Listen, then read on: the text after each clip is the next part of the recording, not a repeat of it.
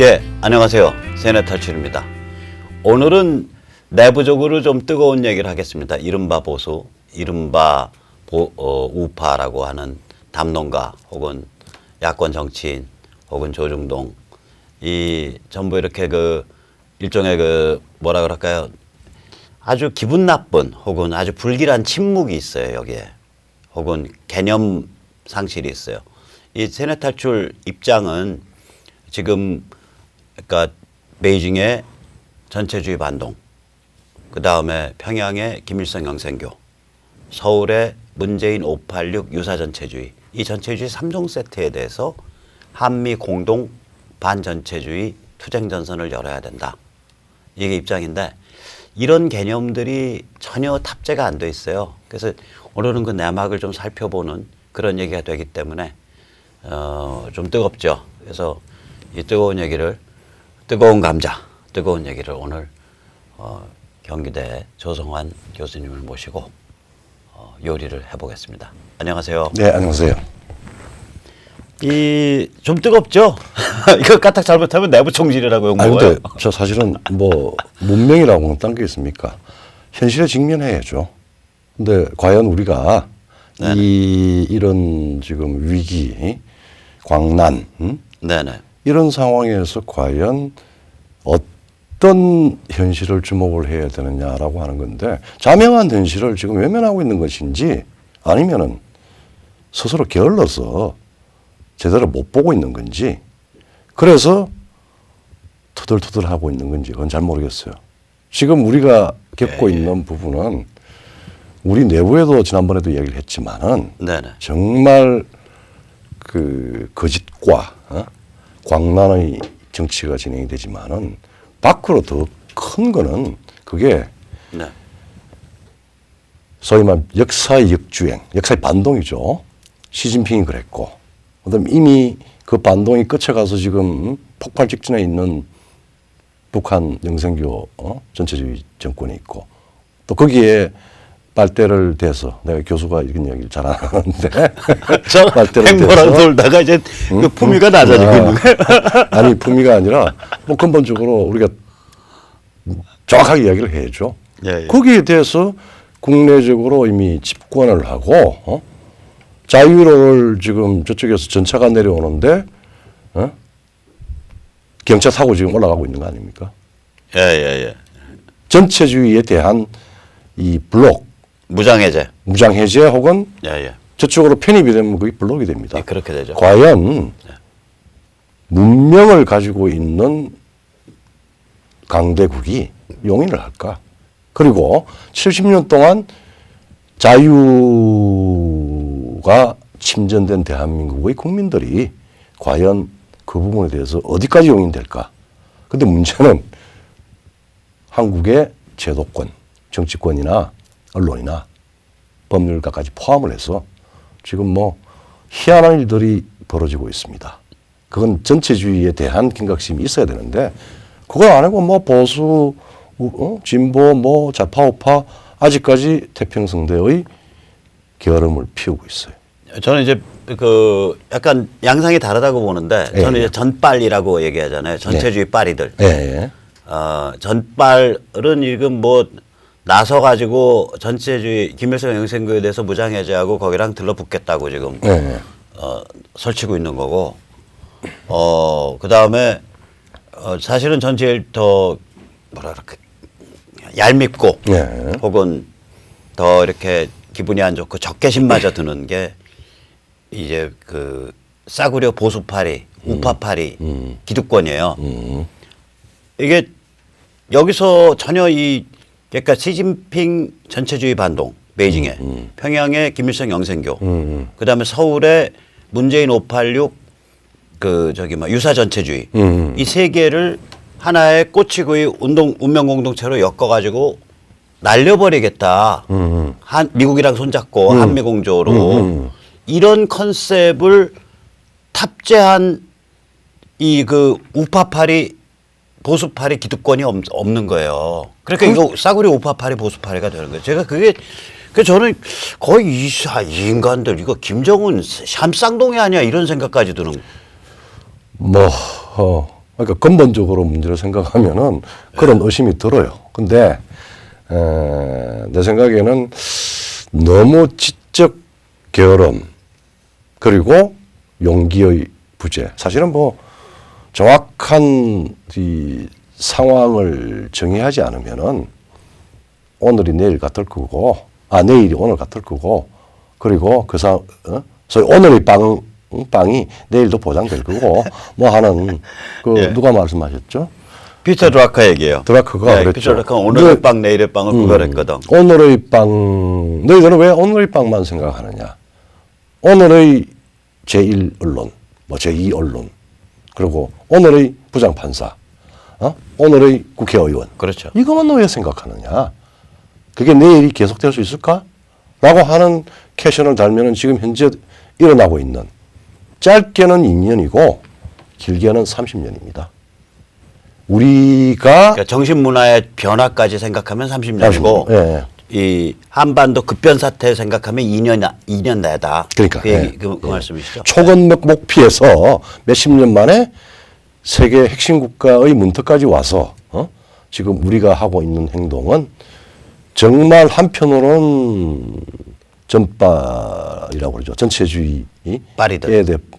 전체주의를 우산 삼아서 권력까지 잡으려고 했던 전복 세력과 그 다음에 지금 대한민국의 소위 보수 우파에 근거해서 표를 받고 또 신문을 팔고 그 다음에 지위를 얻고 했던 사람들이 우리의 지금 현 위치가 무엇인지를 제대로 파악도 안 하고 감은 잡고 있더라도 이야기도 안 하고 공론으로 공론 하나를 못 하고 있어요. 그리고 그리고 더 그쪽 저서 공론은 미국이 지정학적으로 한반도 포기할 거고 북한이랑 쎄쎄쎄 손잡고서 적당히 타협하고 그래서 우리가 자체 핵무장해야 되고 닥치고 모여야 된다. 뭐 이런 식으로 이제 몰고 가고 있어요. 이 보수파리 우파파리들이. 그러니까 나 주한미군까지 철수한다는 소리 듣고 야 이것들이 죄송합니다. 이제 그러니까 저는 사실 거의 적으로 느껴요. 이것들이 미쳤나? 이것들이 지정학이라든지 국제정치학이라든지 이거 알고서는 얘기하나? 그리고 지 입으로 자기가 미국 가서 확인하고 왔대. 미국에서 누구 만나서 어떻게 집가집게 영어 한 줄 제대로 못 읽을 텐데 과학하게 표현하면 그러니까 이게 보수를 팔아서 우파를 팔아갖고 지금 뭐 하는 초식이냐 이제 이런 생각이 드는 거예요. 야, 이 정도 되면 이건 정은이 샴쌍동이다. 내부를 혼란시키는 거다 이거는. 저는 이제 그런 뭐라 그럴까요? 그러니까 아주 좀 비관적인 생각이 드는 거죠. 그러니까 목전에 자기 생각이 보편적일 거라고 하는 착각을 가지고 지금 내가 조금 그거 한데 아렌트가 그 이야기를 했어요. 세상이 이렇게 막 전체로 몰려가면은 별로 그렇게 이제 인류학에서 별로 안 나온 로고크라시라는 게 있습니다. 로고크라시. 지식인들이 이 산업사회가 되고 난 뒤에 대중이 생기니까 그 대중사회에서 가장 큰 힘을 발휘할 수 있는 게 지식인들이에요. 그게 로베스피에르가 그랬고 레닌이 그랬고 마오가 그랬고 또 뭐 우리도 많은 지식인들이 기여를 했죠. 근데 생각하는 대로 지배가 가능하다라고 하는 아주 건방지고 그게 이제 전체주의로 가는 길입니다. 근데 거기에 대응하는 거는 로고크라시가 아니라 사실은 오늘의 빵보다 내일을 생각하고 하는 현실에 직면해서 전술과 전략을 구분할 수 있고 그 다음에 전략과 정치를 구분해낼 수 있는데 지금 우리는 몇 가지가 섞여 있어요. 뭐 애국적이라고 하는 군 출신들 그 사람들의 애국심은 내가 인정은 하는데 저는 인정 안 해요. 근데 그 군복 입은 퇴직 공무원이에요. 그러니까 군복 입었던 근데 너무 전술적인 차원의 적자적인 그 독일 변정법에서 이야기 적자적인 눈에 보이는 표피의 현상만 가지고 심층까지 다 파악을 하려고 하는 건방짐을 보여요. 네. 정치를 제대로 아는 것도 아니고 클라우즈비치만 제대로 읽었어도 전쟁은 정치의 또 다른 수단에 의한 정치의 연속이라고 그러면은 지금 현재 국내 정치가 어떻게 구성이 되고 있고 이 국내 정치는 우리 같은 나라, 예. 우리 같은 국가가 국제 정치적인 컨텍스트는 어떻게 구성되는가를 입체적으로 이렇게 조합을 해보면은 99% 주한미군이 철수한다, 포기할 수 있다. 그리고 트럼프는 장사꾼이다, 상업주의다. 이런 생각 이상의 여러 가지 요소들이 지금 벌어지고 있단 말이에요. 그런데 99% 나간다. 지 논리대로 그냥 지 생각하는 바를 그냥 막 내뱉는 거 아니에요. 그러니까 이게 이제 황당한 게 예를 들어서 아니 뭐 우파파리 보수파리 하면서 자체 핵무장을 주장한단 말이에요. 그렇죠. 그 자체 핵무장 주장한다는 얘기는 뭐냐면은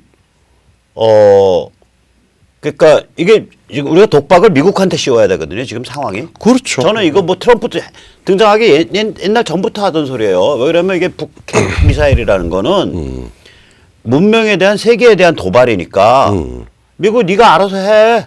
우린 뒤처리만 좀 할게. 이게 제 입장이었거든. 그 전부터. 근데 그러니까 미국도로 우리가 주장하는 건 자체 핵무장이 아니라 야 북한 해방 외에는 그건 저기 CVID 길이 없는 거야. 북한 해방시켜. 차제. 그거를 주장을 해야 되는데 이걸 자체 핵무장이라고 분단을 전제로 한 얘기잖아요. 지금 너무 우리가 잘 얘기해 왔지만 국제 정세라는 게 아니 지금 저기 북한의 뒷배가 베이징 시진핑인데 미국이 지금 한 베이징 시진핑을 몇 년 혹은 10년 이렇게 걸쳐가지고 손을 보겠다는 상태인데. 그렇죠. 그러면 분단의 기본 틀이 이제 무너져 버린 거라고요. 그렇죠. 분단도 유지 못 되는 상황으로 가고 있는 거예요. 그렇죠. 그럼 차제 야 해방 좀 제대로 시켜라. 그걸 미국한테 얘기를 해야지. 지금 어디 어느 고르짝 때 지금 썩은 개빡다구 같은 소리, 자체 핵무장 같은 소리 하냐고. 그거를 군이라든지 안보라든지 통일에 대한 전략가라는 인간이 그러고서 나 보수요, 나 우파요, 그럼 내가 보기에는 야 당신은 김정은이 시다발이야. 문재인이 시다발이야.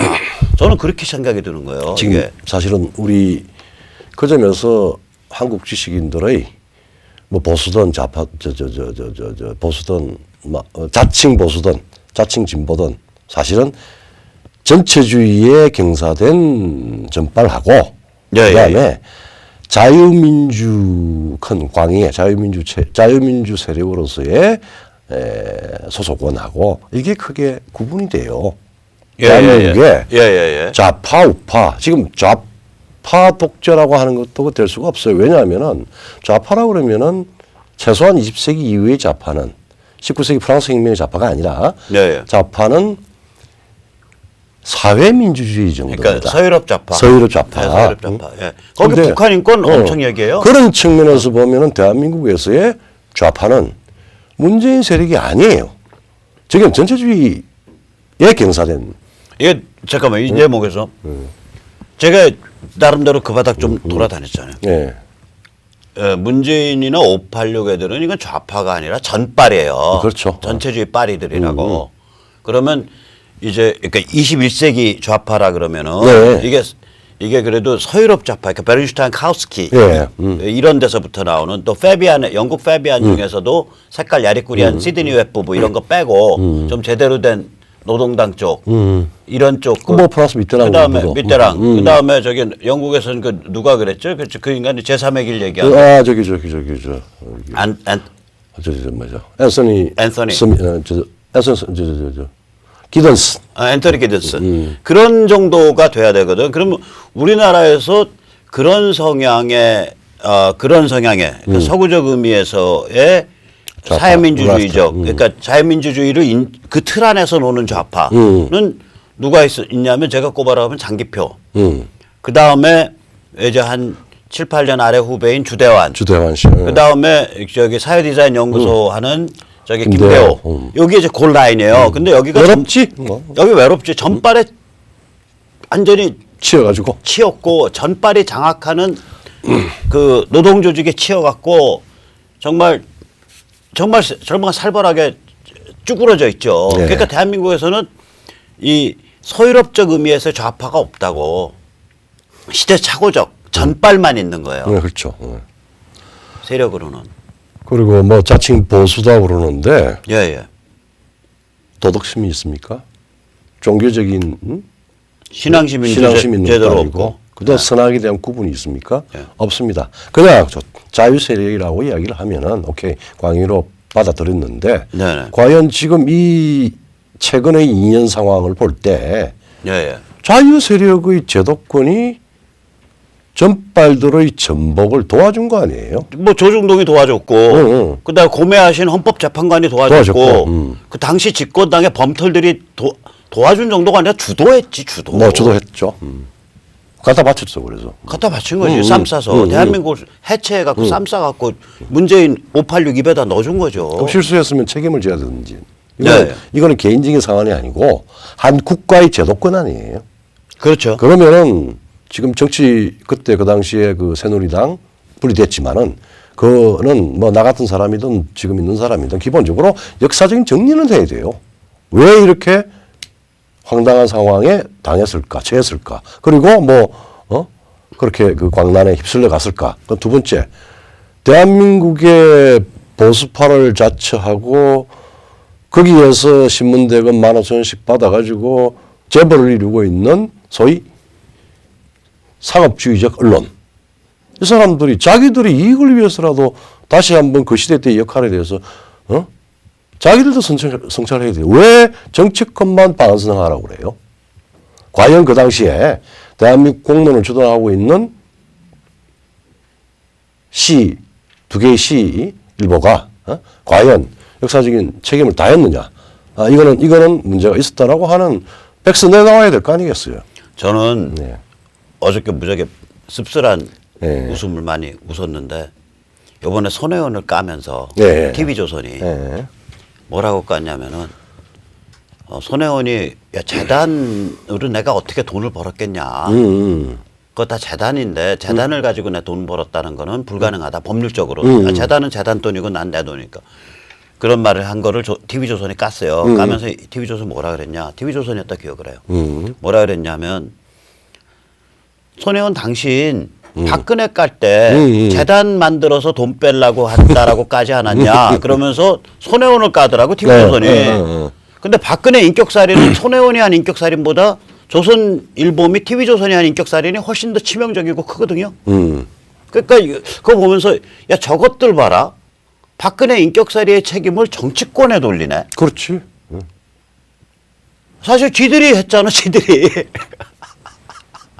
그러니까 이것들 앞으로 쓰려는 그 전술을 알겠더라고. 우리는 그냥 정치인 입에서 나온 거를 보도했을 뿐이고 근데 정치인 입에서 안 나온 것도 막 치고 나갔거든. 그렇죠. 최보식이가 7시간 해가지고 저기 그 다음에 그게 튀어가지고 박근혜가 비아그라 섹스광이라고까지 얘기가 번지도록 물 꽂은 게 조선일보 대한민국 최고의, 나 그 사람 기술은 인정해. 최고의 인터뷰 기자의 최보식이 아니야. 최보식이 나 그때 그 잘못 좀 물 꽂은 것 같은데 이런 거 사석에서라도 얘기한 것도 한 번도 소식을 못 들었거든요.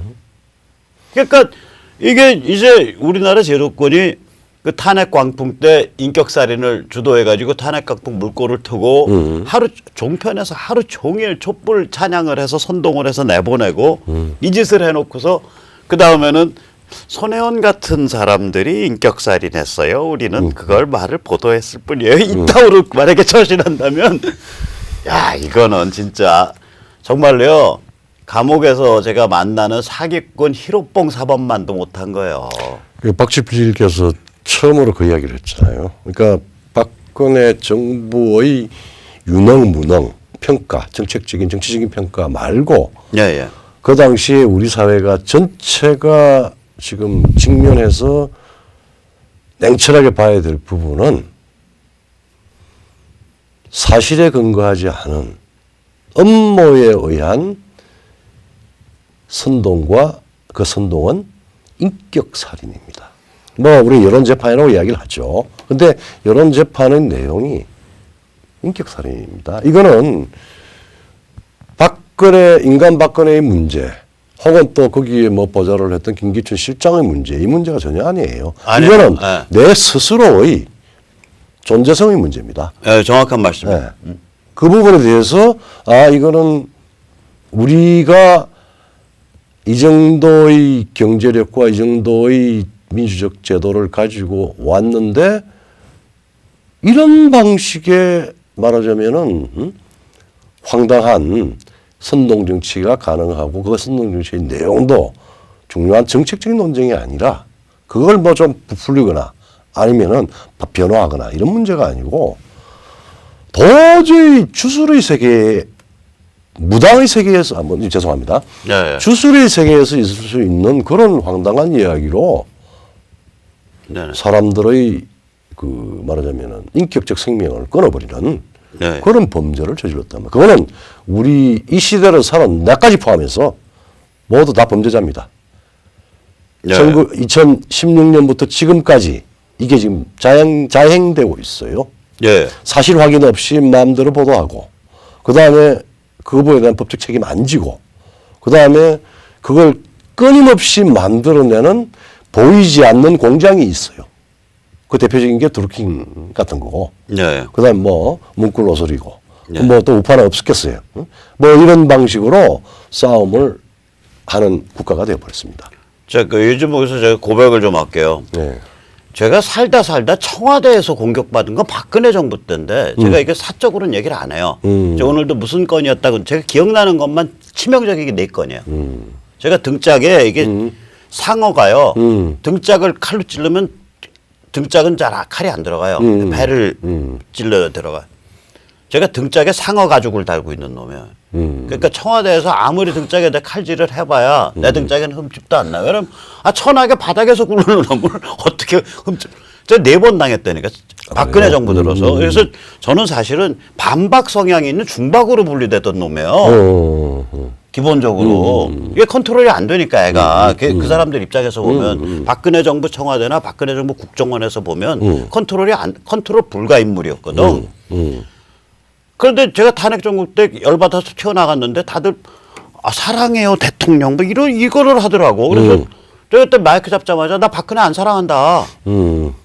근데 저 여자가 무슨 짓 했는지 생각해 보자. 무슨 그러면서 이건 인격살인이고 나 다른 건 다 마음에 안 들어도 통진당 해산, 그다음에 전교조 불법 노조와 개성공단 철수, 사드 배치하는 거 이런 것들은 이거 다른 어떤 남자 대통령도 못하던 일들을 외교 안보 통일 영역에서 해냈다. 이거는 난 그래서 내가 지금 이 자리에 나온 이유는 첫째 인격살인 거짓말 싫고 그 세뇌 홍수 싫고 두 번째는 어떤 한 정치인을 평가할 때는 그 사람의 업적을 얘기를 해줘야 되는 거다.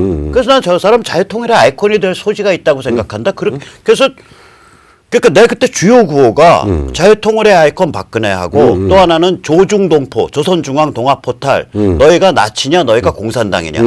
그게 그 탄핵 정국 한 3개월 동안 제가 마이크 잡을 때마다 외쳤던 주요 구호예요. 2개가. 그 저는 사실은 오늘 이제 민감한 얘기니까 얘기를 다 어느 정도 하면 박 대통령 그 청와대와 박 대통령 국정원에서 제가 칼을 4번 맞았어요. 그런 말. 정말로 칼 4번 맞았다고. 아실 거야 우리 조 교수는 대충 그 중에 한 2건은 알 텐데 내가 살다 청와대랑 국정원에서 칼 맞은 거는 내가 노무현 때도 안 맞은 놈인데 박근혜 정부에서 맞은 놈. 그러나 그건 그거고 시비는 다른 거다 이게. 그래서 만약에 누가 나보고 사석에서 당신 박근혜 어떻게 평가해 그러면 예, 당신 박근혜 어떻게 평가해 그럼 저는 그 뭐라 그럴까 그러니까 마키아벨리적 정치 권력 운영에 있어서는 무능해요. 빵점이야. 그런데 아까도 말씀드렸듯이 외교 안보 통일에 관한 업적에 있어서는 어떤 남자 대통령보다 훌륭한 역할을 했어요. 그러면 그 유무능을 떠나서 아까 말씀하셨듯이 야 언론의 인격살인 것도 조중동이 나서서 포탈이 나서서 인격살인 저질렀고 그다음에 법조가 헌재부터 시작해서 인민재판을 했는데 그건 다른 성격의 문제다. 박근혜를 어떻게 평가하냐랑은 다른 문제다. 이것에 대해서는 이현주든 뭐 보수 단일 대우 주장하는 이현주든 혹은 보수 단결 주장하는 누구든 반문연대 주장하는 누구든 김무성이든 이 점에 대해서는 당신들 입으로 짚어줘야 된다. 그러니까 이게 그 개인하고 자기하고 공공의 구분이 전혀 안 되는 상황이 되어버렸어요. 예, 그렇죠. 뭐냐면은 인간은 다 이익을 추구하는 인간이기 때문에 여러 가지 행동을 할 수가 있어요. 근데 예. 공적인 영역에서는 항상 공적 명분을 가지고 움직여야 되는데 왜? 공적 명분을 자기 이익에 봉사하도록 만드는 거예요. 이게 이제 말하자면은 타락한 체제가 문명이 다 타락을 해버린 겁니다. 예. 우리가 이게 이제 뭐 위기, 그게 이제 타락의 위기로 지금 와 있는데 지금 사실은 우리가 직면하고 있는 내적 혹은 외부적 도전은 가장 그 근본적인 게 전체주의적 도전이에요. 그렇죠. 그걸 보면은 지금 예. 간단히 예. 우리가 이야기할 수 있는 거는 대한민국의 역사, 대한민국의 공적 영역에서 몇 가지가 우리가 쭉 보면은 이럴 때 이런 방식으로 그 공적 영역이 사라지면 어떻게 된다라고 하는 게 역사적으로 자명하게 나와 있어요. 우리 박 대표님 많은 이제 그렇죠. 그걸 했는데 그걸 한번 쭉 한번 짚어보면은 지금 상태 역사에서 거슬러 올라가서 이야기를 한번 해봅시다. 근데 그러니까 이게 그 공적 영역을 그러니까 리퍼블릭 네. 그러니까 공화국이라 그러면은 사회 지도층, 기득권, 제도권이 공적 영역에 대한 개념이 있어야 된다고. 그러니까 오늘 나의 커리어, 나의 재선, 나의 선거구, 내 표밭, 우리 신문의 구독자 수, 우리 신문의 사회적 영향력, 혹은 심지어 어느 신문이라고 말하고 않지만 우리 오나 가족이 사유물로 갖고 있는 특정 토지의 용도 변경. 그 용도 변경 잘 때리면 수천억 왔다 갔다 하니까 토지 규모가 크니까. 제가 어느 신문이라고 얘기 안 할게요. 그 신문의 그 로망이에요. 유명해요. 시내에서는. 한 300만 평 될 거야. 그 300만 평이 만약에 용도 변경이 뭐 예를 들어서 뭐에서 뭘로 딱 바뀌어버리면 평당 300만 원씩만 벌어도 900억이고요. 9천억이죠. 300만 평이면? 9천억이지. 9조. 9조구나. 평당 300. 그 신문사의 그 로망이에요. 그런 일이 있었죠. 그 당신네들 조심해. 다 알고 있어. 다 알고 있다니까. 터버리는 수 있으니까 당신네들 조심하라고. 시내에 소문이 짜해.